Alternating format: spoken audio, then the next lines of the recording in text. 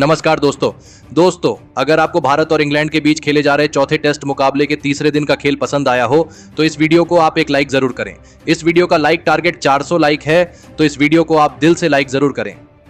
दोस्तों, भारत और इंग्लैंड के बीच 5 मैचों की टेस्ट श्रृंखला खेली जा रही है और इस टेस्ट सीरीज के चौथे टेस्ट मुकाबले के तीसरे और सबसे रोमांचक दिन फिर एक बार भारत और इंग्लैंड की टीमें आमने सामने थी। इस रोंगटे खड़े कर देने वाले तीसरे दिन भारतीय टीम ने अपने 219 रनों पर 7 विकेट के दूसरे दिन के स्कोर से आगे खेलना शुरू कर दिया। जहां पर ध्रुव जुरेल 30 रन बनाकर बल्लेबाजी कर रहे थे तो वही कुलदीप यादव भी अनमोल 17 रन बनाकर उनका साथ निभा रहे थे। और फिर इस तीसरे दिन ध्रुव जुरेल और कुलदीप यादव की इस जोड़ी ने भारतीय पारी को आगे बढ़ाया और फिर देखते ही देखते दोनों के बीच अर्धशतकीय साझेदारी भी पूरी हो गई। ध्रुव जुरेल और कुलदीप यादव की यह जोड़ी इंग्लैंड की टीम को बहुत ही ज्यादा परेशान कर रही थी। ध्रुव जुरेल और कुलदीप यादव ने मिलकर अपनी टीम को 253 रनों तक पहुंचा दिया था। दोनों की साझेदारी 76 रनों की हो चुकी थी, लेकिन फिर तभी गेंदबाजी पर आए जेम्स एंडरसन ने गजब की बल्लेबाजी कर रहे कुलदीप यादव को क्लीन बोल्ड कर दिया। कुलदीप यादव 131 गेंदों में 28 रनों की सबसे महत्वपूर्ण पारी खेलकर आउट हो गए।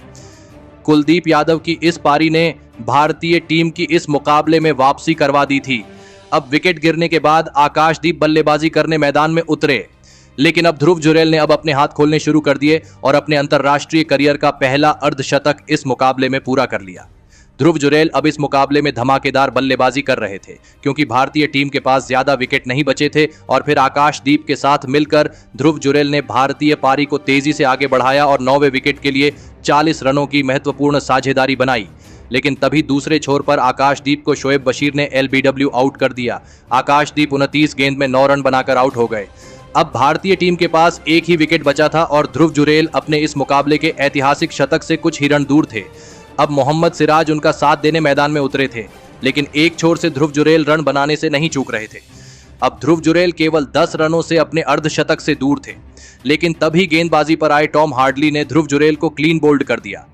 ध्रुव जुरेल 149 गेंदों में 90 रनों की ऐतिहासिक पारी खेलकर आउट हो गए और इसी के साथ भारतीय टीम की पहली पारी 307 रनों पर खत्म हो गई।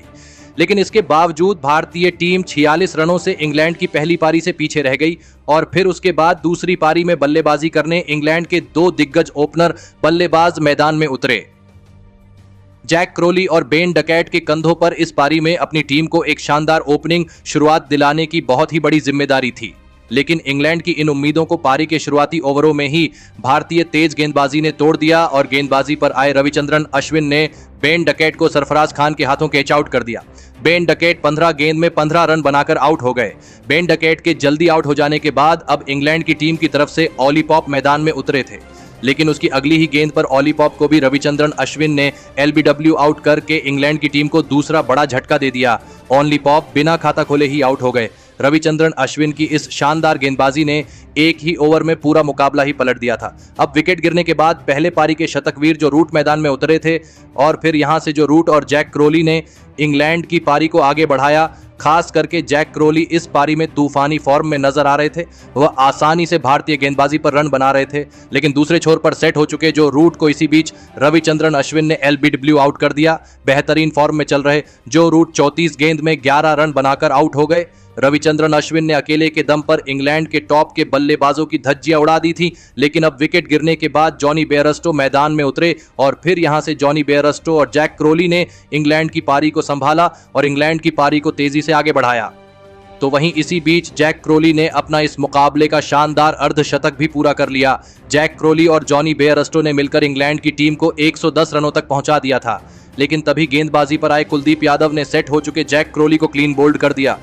जैक क्रोली 91 गेंदों में 60 रनों की शानदार पारी खेलकर आउट हो गए। जैक क्रोली का विकेट भारतीय टीम के लिए एक सबसे बड़ी सफलता थी। अब इंग्लैंड की टीम पूरी तरह इस मुकाबले में दबाव में दिख रही थी।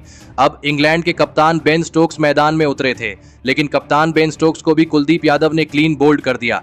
इंग्लैंड के कप्तान बेन स्टोक्स सिर्फ 13 गेंद में 4 रन बनाकर आउट हो गए। इंग्लैंड की टीम ने देखते ही देखते अपनी आधी टीम को 120 रनों पर खो दिया था। अब बेन फॉक्स बल्लेबाजी करने मैदान में उतरे थे, लेकिन तभी दूसरे छोर पर बल्लेबाजी कर रहे जॉनी बेयरस्टो को भी रविंद्र जडेजा ने रजत पाटीदार के हाथों कैच आउट कर दिया।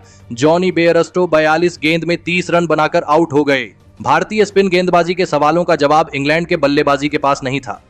अब विकेट गिरने के बाद टॉम हार्डली बल्लेबाजी करने मैदान में उतरे, लेकिन गेंदबाजी डाल रहे कुलदीप यादव एक अलग ही फॉर्म में जा चुके थे और फिर पारी के 41वें ओवर में कुलदीप यादव ने टॉम हार्डली को भी सरफराज खान के हाथों कैच आउट कर दिया।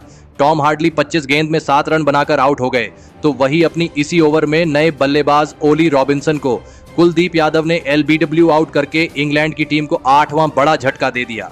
ओली रॉबिन्सन तो बिना खाता खोले ही आउट हो गए। इंग्लैंड की टीम अब एक बड़ी मुसीबत में थी। भारतीय स्पिन गेंदबाजी का खौफ साफ तौर पर इंग्लैंड की बल्लेबाजी में दिख रहा था। अब विकेट गिरने के बाद शोएब बशीर बल्लेबाजी करने मैदान में उतरे और फिर यहां से भारतीय टीम की शानदार गेंदबाजी के सामने बेन फॉक्स और शोएब बशीर ने इंग्लैंड की पारी को संभालने की पूरी कोशिश करी, लेकिन भारतीय टीम की स्पिन गेंदबाजी के सामने वह भी ज्यादा देर तक नहीं टिक पाए और फिर गेंदबाजी पर आए रविचंद्रन अश्विन ने बेन फॉक्स को अपनी ही गेंद पर कैच आउट कर दिया। बेन फॉक्स 76 गेंद में 17 रन बनाकर आउट हो गए और फिर आखिरी विकेट के रूप में बल्लेबाजी करने उतरे जेम्स एंडरसन को भी रविचंद्रन अश्विन ने ध्रुव जुरेल के हाथों कैच आउट करके इंग्लैंड की दूसरी पारी को 145 रनों पर ही खत्म कर दिया। और फिर इसी के साथ इंग्लैंड टीम ने भारतीय टीम को इस चौथे टेस्ट मुकाबले को जीतने के लिए 192 रनों का लक्ष्य दिया। उसके बाद इस तीसरे दिन के अंत में अपनी दूसरी पारी में भारतीय टीम के 2 दिग्गज ओपनर बल्लेबाज बल्लेबाजी करने मैदान में उतरे। यशस्वी जायसवाल और भारतीय कप्तान रोहित शर्मा के कंधों पर इस इंग्लैंड द्वारा मिले लक्ष्य को हासिल करने के लिए अपनी टीम को एक विस्फोटक ओपनिंग शुरुआत दिलाने की बहुत ही बड़ी जिम्मेदारी थी और ऐसा ही भारतीय ओपनर बल्लेबाजों ने करके दिखाया। खास करके भारतीय टीम के कप्तान रोहित शर्मा इस मुकाबले में तूफानी बल्लेबाजी कर रहे थे। बेसबॉल अंदाज में बल्लेबाजी करने वाली इंग्लैंड की टीम के सामने कप्तान रोहित शर्मा अपने अंदाज में बेसबॉल मेहमान इंग्लैंड की टीम को दिखा रहे थे। और फिर इस तीसरे दिन भारतीय टीम ने कोई भी विकेट नहीं गंवाया और 40 रन भी बना लिए, लेकिन भारतीय टीम को अभी भी जीत के लिए एक 52 रनों की आवश्यकता है। अब देखना रोमांचक होगा कि क्या भारतीय टीम को इंग्लैंड की गेंदबाजी इस टेस्ट मुकाबले की चौथे दिन रोक पाएगी या फिर नहीं। लेकिन दोस्तों, इसके बावजूद भारतीय टीम की पहली पारी में ध्रुव जुरेल ने जो 90 रनों की ऐतिहासिक पारी खेली, उसने इस मुकाबले में भारतीय टीम की असल में वापसी कराई। जिस समय पर पूरी भारतीय टीम ने इंग्लैंड की गेंदबाजी के सामने घुटने टेक दिए थे, उस वक्त ध्रुव जुरेल ने अकेले के दम पर 149 गेंदों में 90 रनों की अद्भुत पारी खेली और इसी के चलते भारतीय टीम इस मुकाबले में जीत के इतने नजदीक आ चुकी है। तो दोस्तों, आप नौजवान ध्रुव जुरेल की इस गजब की बल्लेबाजी के लिए उन्हें 10 में से कितने अंक देना चाहेंगे? आप अपनी राय नीचे कमेंट में देना बिल्कुल भी ना भूलें। धन्यवाद।